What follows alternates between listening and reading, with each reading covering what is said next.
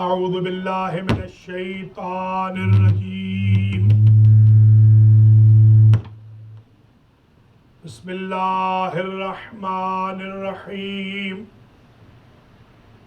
الحمد للہ رب العالمین بارئ الخلائق اجمعین والعاقبۃ لأہل التقوی والیقین الصلاۃ والسلام علی سید الانبیاء والمرسلین سیدنا و مولانا شفیع ذنوبنا و طبیب نفوسنا و حبیب قلوبنا حبیب الہ العالمین ابی القاسم محمد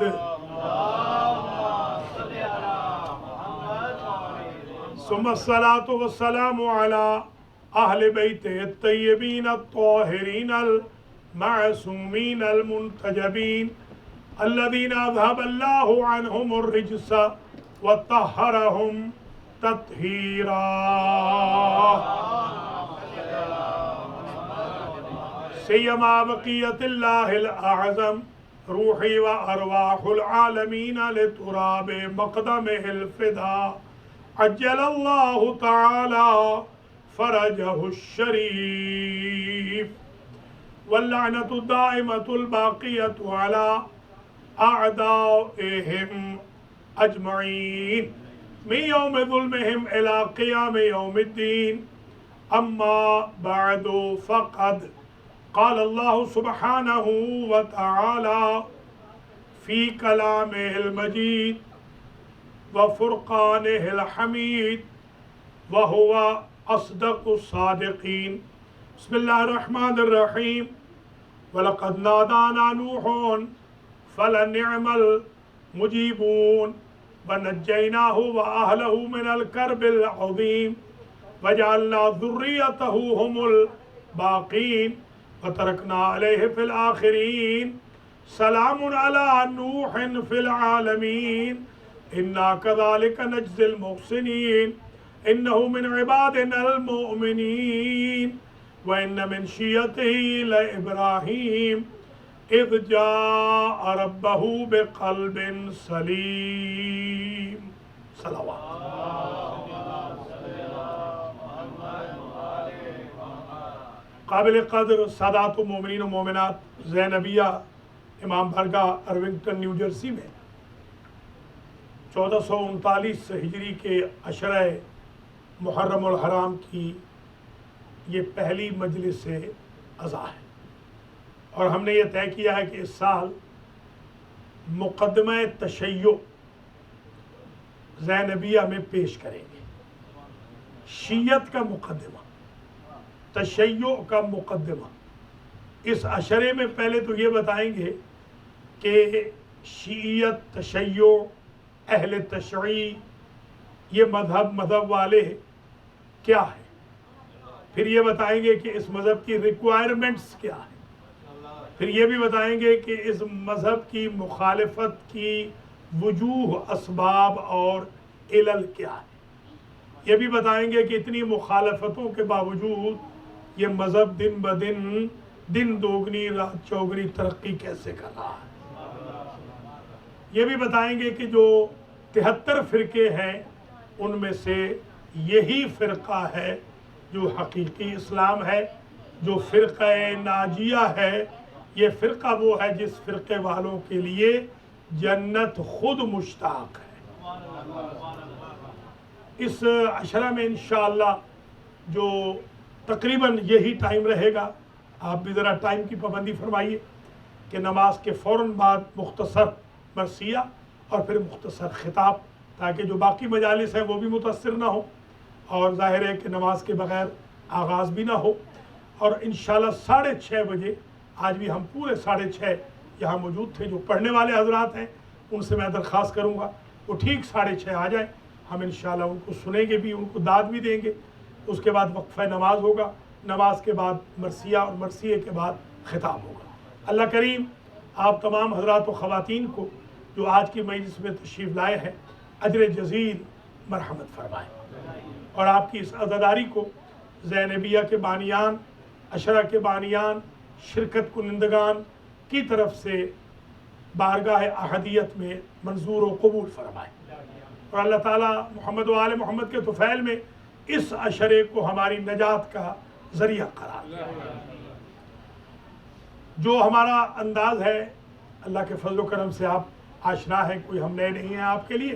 कोशिश हमारी ये होती है रिसर्च वर्क पेश करें, एक्स्ट्रा ऑर्डिनरी गुफ्तगू करें, इंटेलेक्चुअल्स के लिए गुफ्तगू करें। कोशिश ये करें कि जो टाइम हम लें उस टाइम से ज़्यादा मटेरियल पेश करें ताकि हम मैसेज को कन्वे न करें बल्कि पब्लिक को कन्विंस करें। ये हमारा तरीक़ा है और हमने इस सिलसिले में जो आज आपकी खिदमत आलिया में 10 आयतें तिलावत करने का शरफ हासिल किया है। ये कुरान मजीद का 37वां सूरा है, सूरह मुबारक है साफ़ात। उसकी आयत नंबर 75 से लेकर 84 तक आपकी खिदमत में हमने ये 10 आयतें सरनामे कलाम के तौर पर पढ़ी। पहले तो इनका तर्जुमा सुन लीजिए, फिर आगे इंशाअल्लाह जो मुक़द्दमा तशय्यो है उसकी जितनी फ़ाइलें हैं डेली बेसिस पे वो हम खोलते रहेंगे और इंशाअल्लाह बारगाह अहदियत में मुक़द्दमा पेश करेंगे आप गवाहों की मौजूदगी में और इंशाअल्लाह एक नतीजे पर पहुँचेंगे। सबसे बड़ा जो मकसद है और इम्पोर्टेंट मकसद है, गोल है हमारा इस अशरे का, ये है हमारे जवान जब कॉलेज जाएँ, यूनिवर्सिटी जाएँ, हमारी बहनें बेटियाँ जब कहीं जॉब पे हो, हमारे डॉक्टर हजरात कभी हॉस्पिटल में हो, हमारे पेशेंट्स कभी हॉस्पिटल्स में दाखिल हों, या कोई भी हमारा भाई बहन बच्चा बच्ची माहौल में अगर जाए तो सर बुलंद करके कहे कि हमारा मज़हब हक़ है। हम ये चाहते हैं, हम अपोलोजेटिक नज़रिया रखने वालों में से नहीं हैं, बल्कि हमारे खबीर व ज़मीर में कहीं मीसम मौजूद है तो कहीं कुमैल मौजूद है, कहीं कंबर मौजूद है तो कहीं सलमान मौजूद है, कहीं बूज़र की फ़िक्र है तो कहीं बिलाल की अज़ान है। हम ये चाहते हैं हम अपने ऑडियंस को इतना तैयार कर दें कि इन 10 दिन की गुफ्तगू से वो पूरा साल जहाँ चाहें अल्लाह के फजल व करम से दलाइल व बराहीन के अंबार लगा दें। और फ़ारसी में कहते हैं कमबूद, यानी लैकेज ना हो उनकी लाइफ में, कोई कमी ना हो, उनको इनफ मटेरियल पेश कर दिया जाए। सबसे पहले तो आज मुक़द्दमा तशय्यो के पहले रोज़ पहली फ़ाइल खोलने से पहले हम इन 10 आयतों का तर्जुमा करते हैं ताकि हमारे ऑडियंस का मिजाज हमारे साथ मिल जाए। और आप ये भी जानते हैं कि हमने कभी पहली मजलिस में ट्रायल बेसिस पे मजलिस नहीं पढ़ी है। हमारे कई खुतबा कहते हैं हम पहली मजलिस में देखेंगे, हम देखने वेखने वाले नहीं हैं। हम पहले दिन से ही इंशाअल्लाह इतने नुक्ते दे देते हैं कि बंदा सोचने पे मजबूर हो जाता है कि कल क्या पढ़ेंगे। लिहाजा ये बिल्कुल तवक्को न रखिएगा कि आज ठंडी मजलिस पढ़ेंगे तो कल गर्म पढ़ेंगे। अशरा शुरू हो चुका है इंशाअल्लाह ज़ेर सरपरस्ती हुज्जत इब्नुल हसन क़ाइम आले मोहम्मद सलामुल्लाह अलैह। और पहली फ़ाइल खोलने से पहले मैं 10 आयतों का तर्जुमा पहले पेश करूँ। वलक़द नादाना नूहुन, और तहक़ीक़ हमें पुकारा निदा दी नूह ने, फलनिअमल मुजीबू, हम बेहतरीन जवाब देने वाले हैं। अल्लाह फरमा रहा है, लिहाजा जिसको भी कोई मुश्किल दरपेश हो, जिसको भी तूफ़ान नूह, सैलाब नूह की लहरें आ रही हों, उसे चाहिए कि वो हमें पुकारे, अल्लाह को पुकारे, जिसका दरवाज़ा कभी बंद नहीं होता। बाबों का मफ्तूहुन लित्तालिबीन, इमाम अलैहिस्सलाम की क्या दुआ है कि सब सलातीनों हुक्मरानों के दरवाजे बंद हो गए, तू कितना करीम है जिसका दरवाज़ा कभी बंद ही नहीं। यही वजह है कि अल्लाह ने निदा का कहा कि मुझे निदा दो, पुकारो मुझे, वर्बली पुकारा नूह ने, और हम बेहतरीन जवाब देने वाले हैं। वनज्जयनाहु व अहलहु मिनल कर्बिल अज़ीम, और हमने नूह को और उनके अहल को कर्ब अज़ीम से नजात दे दी। हमारे माहौल में वाइफ के ऊपर जो लफ्ज़ बोला जाता है, ख़ास तौर पे हमारे جو اہل زبان ہے وہ اہلیہ کا لفظ بولتے ہیں. اہلیہ، اہل کو ہم نے نجات دی. اگر اس اہل سے مراد اہلیہ ہے تو پھر من الغابرین کیسے ہو گئی، غرق کیسے ہو گئی؟ تو پتہ چلا اہل سے مراد، لفظ اہل سے مراد اہلیہ نہیں ہے. ہو سکتا ہے اہلیہ اہل ہو سکتا ہے اہلیہ نا اہل ہو. اہلیہ کو اہلیہ کہتے ہی اس لیے ہے کہ وہ شوہر کی بات کو مانتی ہے. جو نوح جیسے نبی شوہر کی بات کو نہ مانے وہ اہلیہ تو ہے، اہل میں شامل نہیں ہے. نجات انہیں ملنی ہے جو اہل ہوں گے. وَنَجَّيْنَاهُ، اور ہم نے نجات دی نوح کو اور نوح کے اہل کو. حتیٰ کہ اہل میں تو قرآن میں یہ بھی آواز آ رہی ہے کہ حضرت نوح علیہ السلام نے پکارا اللہ کو، یا رب ان ابنی من اہلی وَإِنَّ وَعْدَكَ الْحَقِّ، یہ جو میرا بیٹا ہے یہ میرے اہل سے ہے اور تیرا وعدہ حق ہے.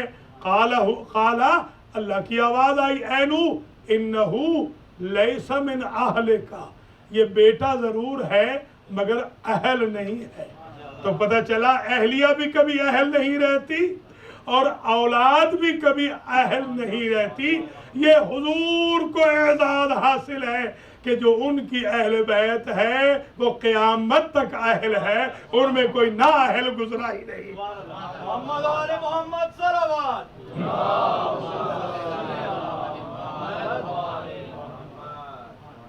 تو ہم نے نجات دی نوح کو اور نوح کے اہل کو.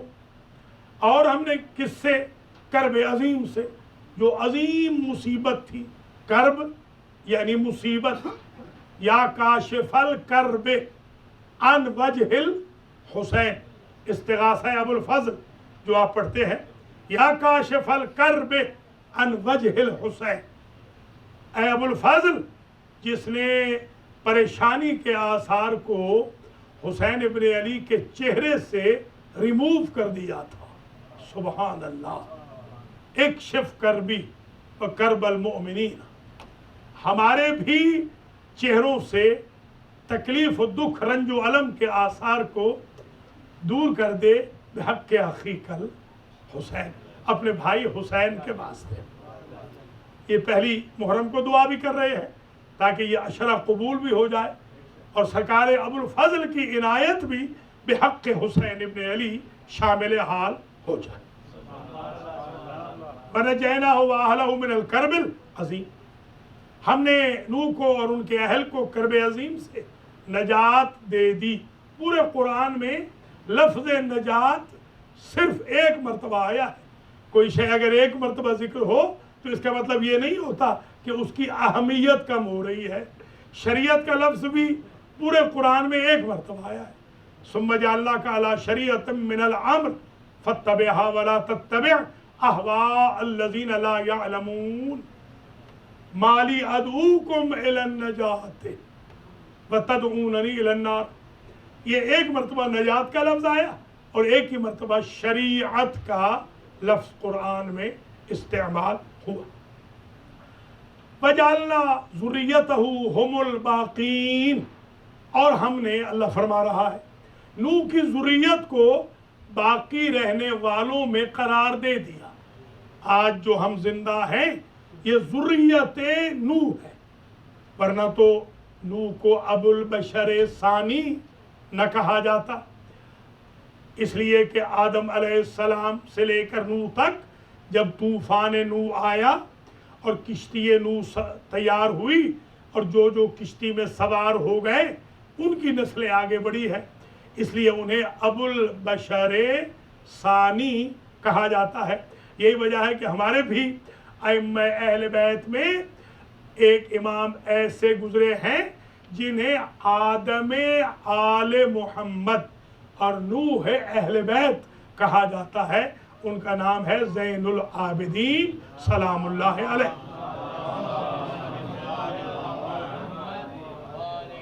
اور ان کے صحیفہ سجادیہ کو ایک مرتبہ ایک طرف تو زبور آل محمد کہا جاتا ہے، दूसरी तरफ इंजील अहले बैत कहा जाता। किसी और के कलाम को ये एजाज़ नहीं मिला, ये सिर्फ अली इब्न हुसैन सलामुल्लाह अलैह के कलाम को एजाज़ मिला है, जिनके ये 1400 साल भी हो गए हैं। और हमारे बिरादर बुज़ुर्ग जनाब डॉक्टर मंजूर रिजवी साहब और हमारे भाई बाकर रिजवी साहब इस मरतबा एक बेहतरीन मैगज़ीन भी इमाम ज़ैनुल आबिदीन अलैहिस्सलाम के बारे में शाया फरमा रहे हैं, ताकि इमाम अलैहिस्सलाम की जो 1400 साला ज़ाहिर है कि ड्यूरेशन है उनकी एजुकेशन की खिदमत की, उनको भी सलाम आफरीन पेश हो जाए और लोग इंजील अहले बैत से और ज़बूर आल मोहम्मद से, आदम आल मोहम्मद और नूह अहले बैत से आज भी कुछ सीख सके। ये फर्श आज़ाद दरअसल इसीलिए है, हमने यहाँ से इंफॉर्मेशन भी देनी है और हमने यहाँ से रिफॉर्मेशन भी देनी है। हमने ये भी बताना है कि क्या हुआ है माजी में, ये भी बताना है कि हम क्या हैं, और ये भी बताना है कि फ्यूचर में हमें क्या होना चाहिए।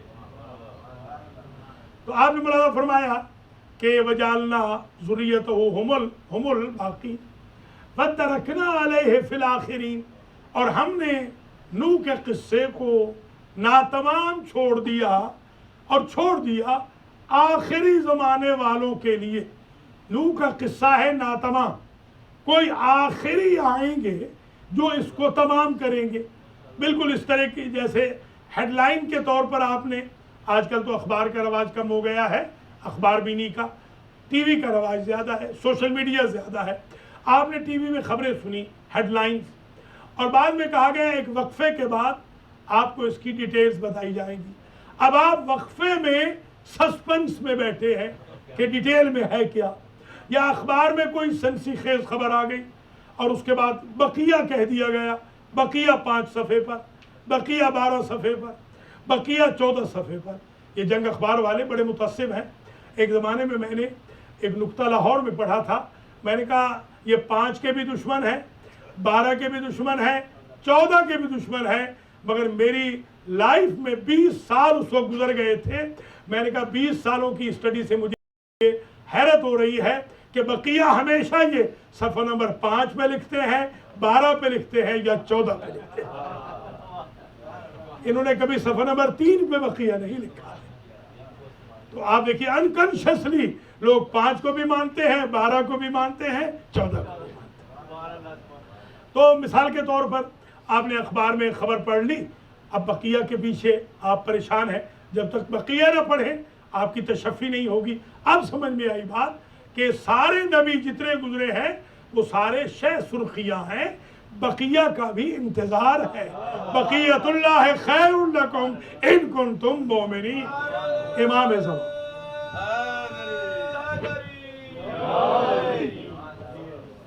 वजअलना ज़ुर्रियतहु हुमुल बाकी, ये बाकी हो गए। वतरकना अलैहि फिल आखिरीन, सलामुन अला नूहिन फिल आलमीन। सलाम है नूह पर आलमीन में। ये सलाम कर कौन रहा है? अल्लाह। ड्यूरेशन क्या है सलाम की? आलमीन में, यानी जब तक आलमीन रहेंगे तब तक सलाम खुदा रहेगा। एक बात तय हो गई ना, सलाम करना है सुन्नत अगर खुदा की तरफ मंसूब ना हो, वरना खुदा तो सुन्नत नहीं करता ना, सुन्नत तो हम करते हैं। सीरत इलाही तो अलग चीज़ है, गोया मुबाह है, ऑप्शनल है अल्लाह के लिए जो सलाम किया है। जवाब देना होता है वाजिब। तो अल्लाह ने सलाम कर दिया नूह पर, नूह पे हो गया ड्यू कि जब तक ज़माना है नूह जवाब देते रहे। नूह तो चले गए 2500 साल के बाद, सलाम तो रह गया, वाजिब तो रह गया नबी का। नबुवत मुकम्मल कैसे होगी वाजिब छोड़ के चली जाए? इसलिए अल्लाह ने हुसैन इब्न अली को पैदा किया जो हर नबी के बिहाफ पर नबियों के सलाम का जवाब दे रहे हैं। मोहम्मद वाले मोहम्मद सलावत।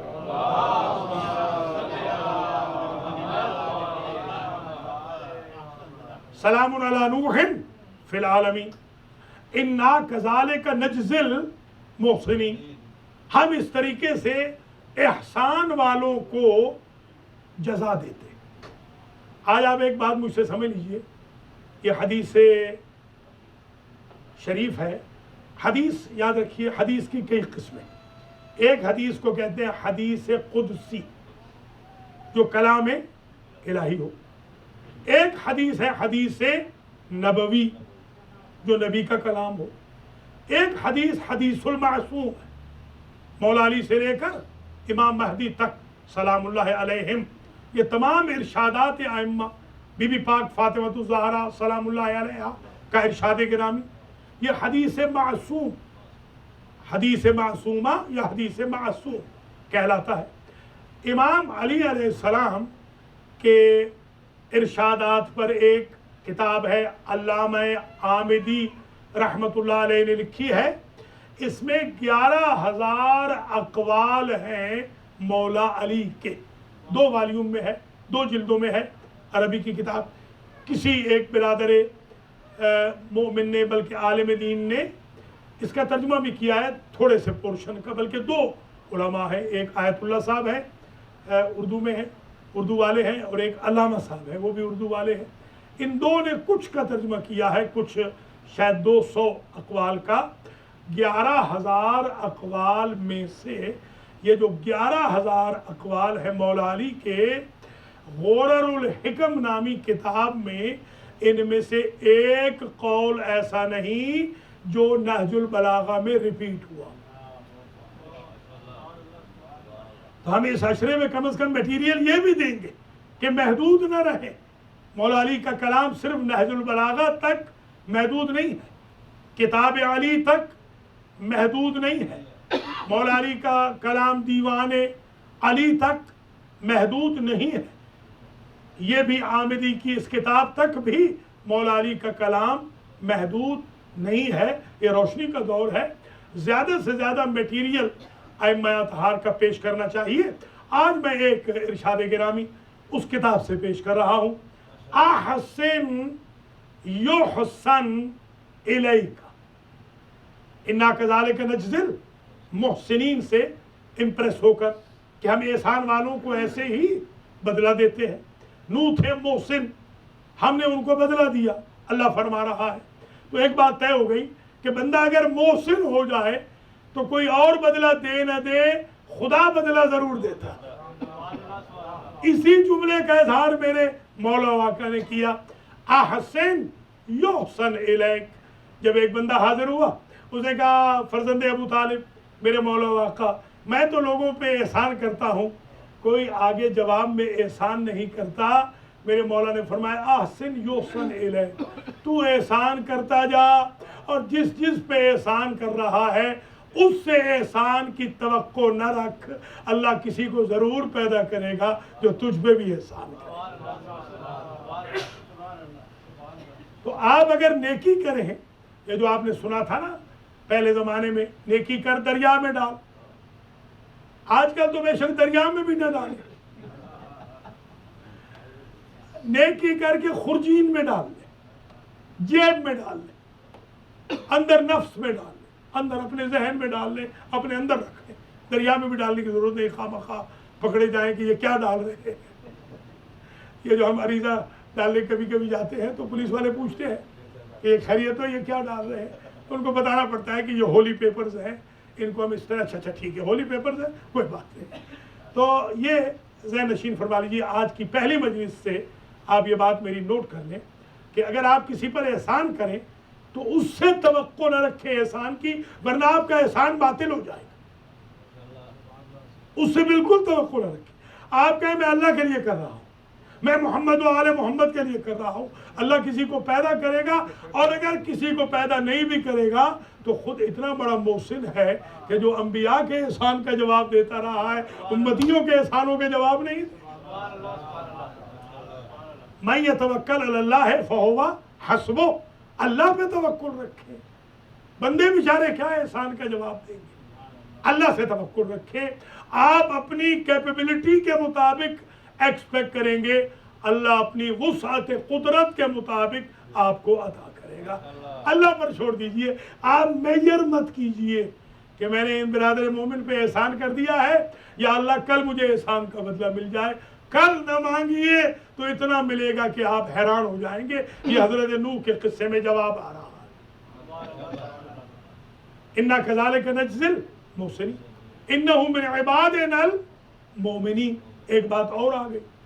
حضرت نوح ہمارے مومن بندوں میں سے تھے. بندہ اگر مومن ہو، اللہ کا ایمان رکھتا ہو، تو پھر اسے طوفان سے گھبرانا نہیں چاہیے. جب مومن ہے تو سفینے کو ڈال دے، اس کے سپرد ہے جس پر بندہ ایمان رکھتا ہے، اس کے سپرد ہے. اِنَّهُ مِنْ عِبَادِنَا الْمُؤْمِنِينَ. ان آیتوں کے بعد اب آیت رکھی وَإِنَّا مِنْ شِيعَتِهِ لَإِبْرَاهِيمَ. اور تحقیق نوح کے شیعوں میں سے تھے ابراہیم. اب بات عجیب ہو گئی. ہمارے معترضین نے کہا کہ بحث ہماری تو یہ تھی کہ علی کے شیعوں میں سے، قرآن تو کہہ رہا ہے کہ وہ نوح کے شیعوں میں سے تھے. میں نے کہا یہی مانیے، اس لیے کہ اگر آپ یہ مانیں گے کہ علی کے شیعوں میں سے تو آپ یہ کہیں گے کہ شیعہ مذہب علی سے شروع ہوا ہے. مانیے کہ نوح کے شیعوں میں سے ہے، تاکہ آپ کو پتہ چلے باقی فرقے نبی کی وفات کے بعد پیدا ہوئے ہیں. واحد شیعہ فرقہ ہے جو نوح نبی کے دور سے چلا آ رہا ہے.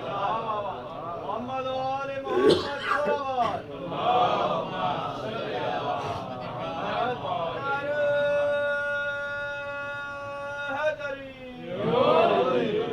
وَإِنَّ مِنْ شِيَّتِهِ لَإِبْرَاهِيمَ.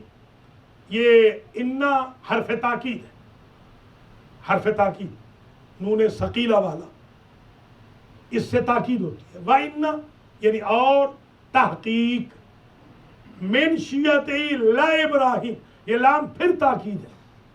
دو تاکیدوں کے ساتھ یہ بتایا ہے، دو تاکیدوں کے ساتھ کہ ابراہیم نوح کے شیعوں میں سے تھے. اچھا ایک بات ہوتی ہے، آپ یہ کہہ دیں کہ یہ صاحب جو ہیں یہ زینبیہ کے ہیں، یہ زینبیہ کا جو آڈینس ہے یہ زینبیہ کے ہیں. ماشاءاللہ ہمارے سفیر شاہ مثلا یہ زینبیہ کے ہیں. یہ آپ کہیں بالکل یہ سیدھی سی بات ہے. یا آپ کہیں کہ یہ عباس جو ہے یہ زینبیہ کے ممبرز میں سے ہیں. اس کا مطلب یہ ہوتا ہے یہ زینبیہ کے ہیں، صرف یہ بتانا ہے کہ یہ زینبیہ کے ممبر ہیں. یہ زینبیہ کے ممبرز میں سے ہیں، اس کا مطلب یہ ہے کہ زینبیہ کی ممبرشپ صرف انہی میں نہیں محدود، اور بھی ہے. وَإِنَّ مِنْ شِيَّتِهِ لَإِبْرَاهِيمَ. ابراہیم نوح کے شیعوں میں سے ہے. یہ نہ سمجھنا کہ نوح کا ایک ہی شیعہ ہے، شیعوں میں سے ایک کا نام ابراہیم ہے.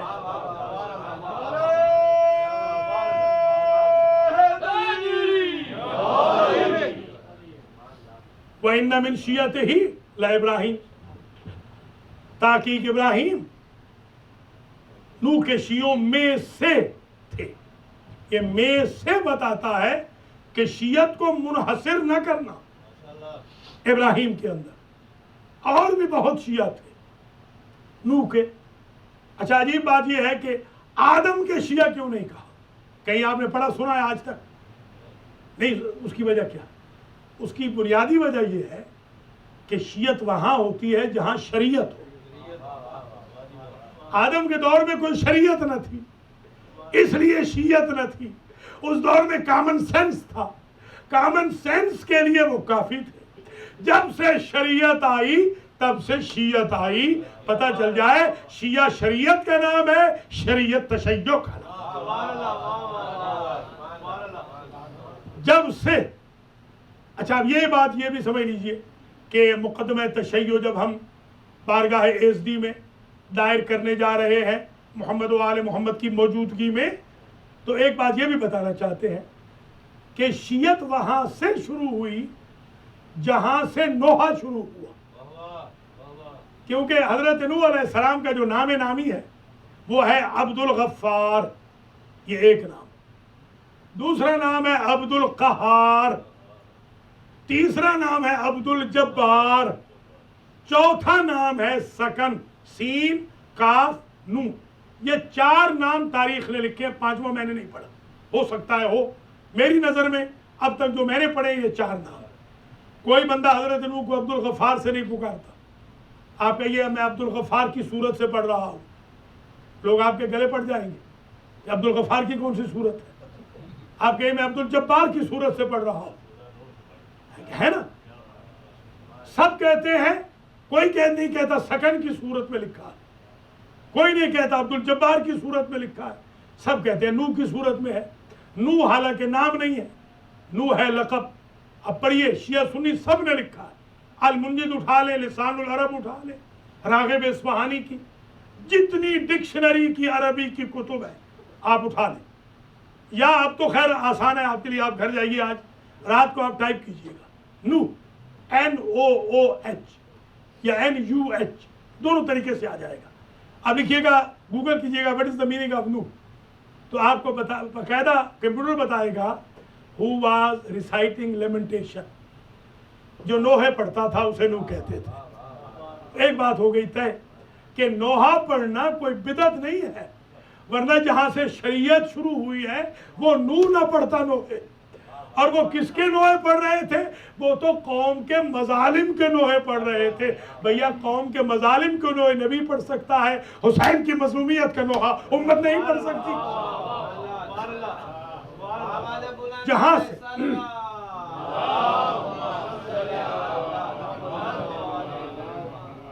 جہاں سے شروع ہوئی شریعت، وہاں سے شروع ہوا مذہب شیعہ، تشیع وہاں سے، اہل تشیع وہاں سے، جہاں سے شریعت، جہاں سے نوحہ شروع ہوا وہاں سے شیعہ شروع ہوئے۔ آپ سمجھ میں آئی بات کہ شیعہ کوئی بھی شریعت کا منکر بھی نہیں ہوگا، نوحے کا منکر بھی نہیں ہوگا، اس لیے کہ شریعت میں نوحہ ہے اور نوحے میں شریعت ہے، حضرت نوح علیہ السلام۔ اب ایک بات کریں اور آپ سے اجازت لیں آج کی حد تک، اذ جاء ربہ بقلب سلیم۔ ہر بندہ شیعہ نہیں ہو سکتا، قرآن نے بتا دیا۔ وہ اس لیے نوح کے شیعہ تھے، ابراہیم علیہ السلام، اذ جاء ربہ، اس لیے کہ وہ آئے تھے اپنے رب کے پاس بقلب سلیم، سلیم دل لے کر۔ شیعہ وہ ہوتا ہے جس کا دل سلیم ہو۔ سالم میں اور سلیم میں فرق ہے۔ یہ شاہ صاحب کے علاقے میں ایک اڈا ہے سالم، ہے نا، وہ ایگزٹ ہے سالم، ہمارے گاؤں کو بھی وہی لگتا ہے۔ سالم جو سلامت ہو، اللہ آپ کو سلامت رکھے، سالمن غانما، یہ عرب دعا دیتے ہیں۔ آپ سفر پہ جا رہے تھے، عرب نے کہا سالمن غانما، سالمین غانمین، قرآن بھی کہتا ہے سالمین غانمین، وہ جو فتح مکہ والے ہیں، سالم پلٹو غانم پلٹو، سلامتی سے، سالم سلامتی والا، سلیم پرماننٹ سلامتی والا، جس کی سلامتی میں ڈسٹربنس آ سکے اسے کہتے ہیں سالم، جس کے دل میں کبھی بت پرستی نہ آئے اسے کہتے ہیں سلیم۔ کوئی سمجھ رہے ہیں آپ؟ بھیا شیعہ کی تعریف قرآن یہ کر رہا ہے کہ عام شیعہ کے دل میں بت پرستی نہیں آ سکتی، تو شیعوں کے مولا کے بابا کے ہاں بت پرستی کہاں سے آ گئی؟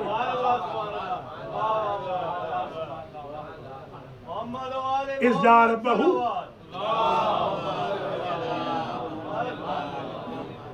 اذ جاء ربہ بقلب سلیم۔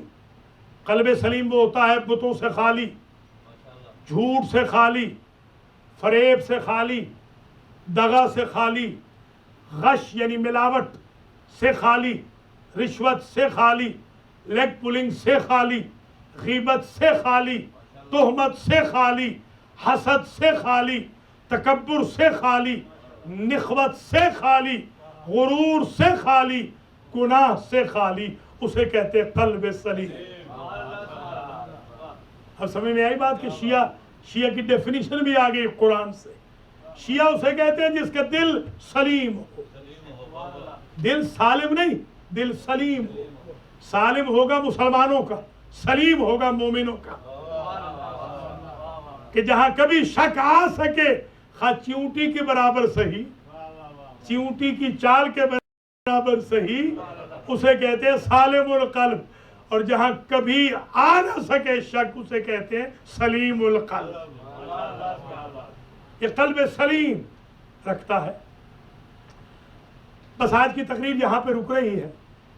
ایک ارشاد گرامی مولا کائنات کا اور سن لیجیے، فرماتے ہیں شیعتنا خلقو من فاضل طینتنا۔ اگر یہ ایک فرمائش آج سمجھ لی تو میری ساری محنت سوارت ہو جائے گی۔ ہمارے شیعہ ہمارے بچے ہوئے خمیر سے پیدا کیے گئے۔ یہ جو آپ حج پہ جاتے ہیں، جہاز پہ بیٹھتے ہیں یا کسی سفر زیارت پہ جائیں یا گھر جائیں، یہ اینٹائی گریوٹی طاقت جب تک استعمال نہ کرے جہاز، وہ اڑ نہیں سکتا، کیونکہ گریوٹی یعنی کہ یہ زمین کی طرف کشش، انسان بنا ہے مٹی سے تو مٹی اسے کھینچتی، تو جس شے سے کوئی بنا ہوتا ہے گریوٹی ادھر لے جاتی ہے، یا میگنیٹزم ہے، یہ جو آپ کا مقناطیس ہے لوہے کو کھینچتا ہے، ڈائمنڈ کو نہیں۔ بات سمجھ آ گئی نا، کیونکہ وہ بھی لوہے سے بنا ہوتا ہے۔ اب سمجھ میں آئی بات، کیونکہ ہمارا خمیر و ضمیر بنا ہے ہمارے ائمہ کے بچے ہوئے خمیر سے، لہذا ہمارے ائمہ کا نام آ جائے ہم کھچے چلے آتے ہیں۔ یہی میگنیٹزم کی طرح گریوٹی کی طاقت ہے، یہ ولایت محمد و آل محمد کی گریوٹی ہے جو یکم محرم کو اتنے تعداد میں کھینچ کے آپ کو فرش اعضاء پہ لے آئی۔ اللہ کریم آپ کو اجر دے، جزا دے۔ آج کی مجلس میں آپ تشریف لائے ہیں اور انشاءاللہ یہ سلسلہ گفتگو جاری و ساری رہے گا۔ آج کی حد تک میں نے 5 جملے مصائب کے پڑھنے۔ پہلا جملہ تو یہ ہے کہ یکم محرم کو ہم عموماً تیاری کے مصائب پڑھتے ہیں۔ حسین ابن علی 27 اور 28 رجب کی درمیانی رات میں ولید ابن عتبہ کے دربار میں تشریف لے گئے بنی ہاشم کے جوانوں کے ساتھ۔ بنی ہاشم کے جوانوں کے ہاتھوں میں تلواریں تھیں، مولا نے باہر روک دیا اور فرمایا کہ اگر میری آواز اللہ اکبر، آواز تکبیر روٹین سے زیادہ بلند ہو جائے تو ابو الفضل تم تلواریں تان کے اندر آ جانا۔ ادھر جب مروان نے کہا ولید سے کہ اضرب عنقہ، اس کی گردن اڑا دے، جس پر حسین ابن علی فرماتے ہیں یا ابن زرقہ، شرمندہ ماں کے بیٹے، تیری مجال کہ تو مجھے قتل کرے۔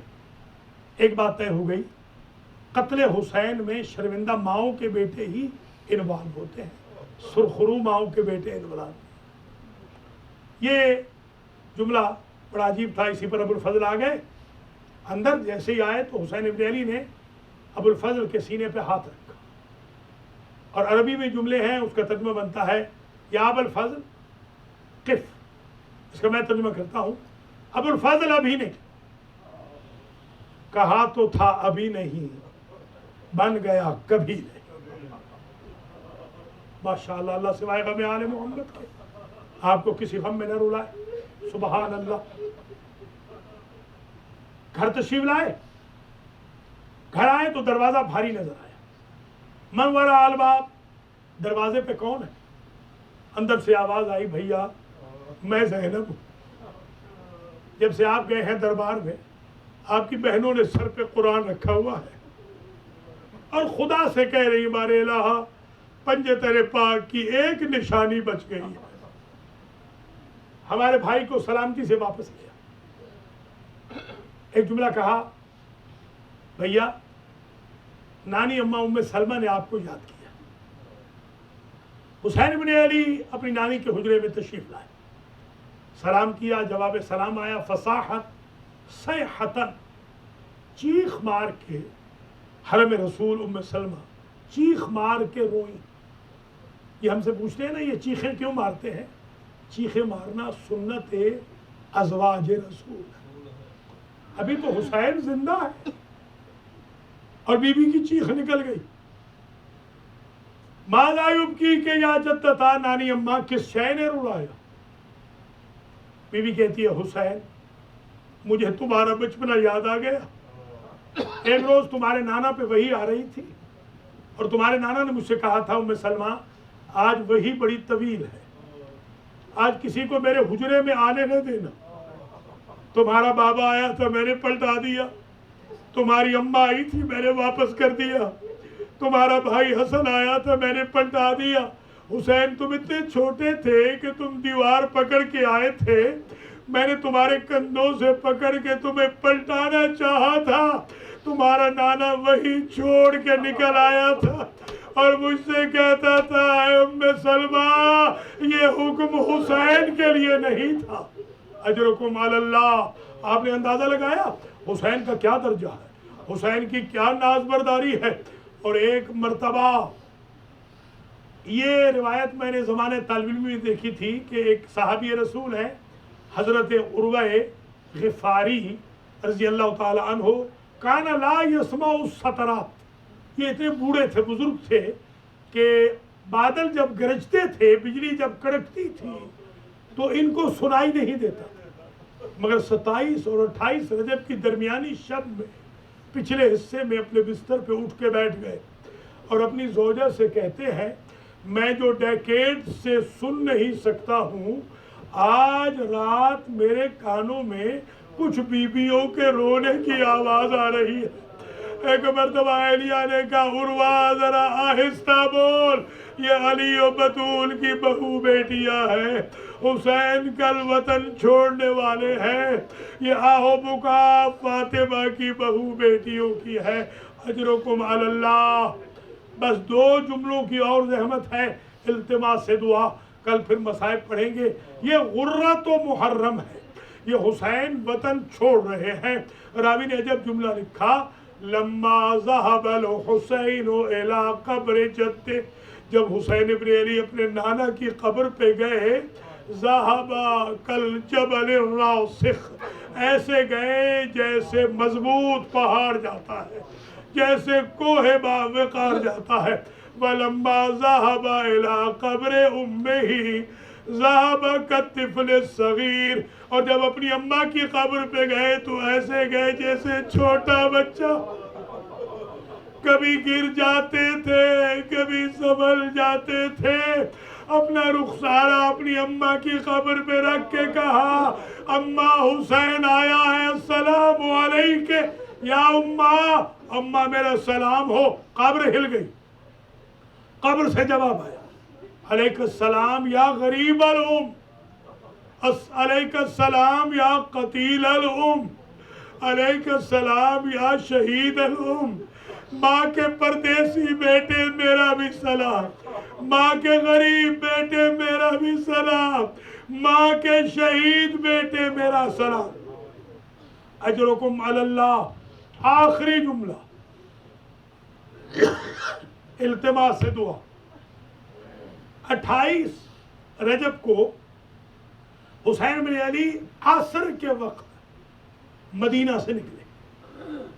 یہ روایت درست نہیں ہے کہ آدھی رات کو نکلے، عصر کے وقت۔ عصر کا وقت وہ ہوتا تھا کہ جب قافلے پلٹ آتے تھے تاکہ لوگ دیکھ لیں کہ میں دن کی روشنی میں جا رہا ہوں، رات کی تاریکی میں نہیں جا رہا۔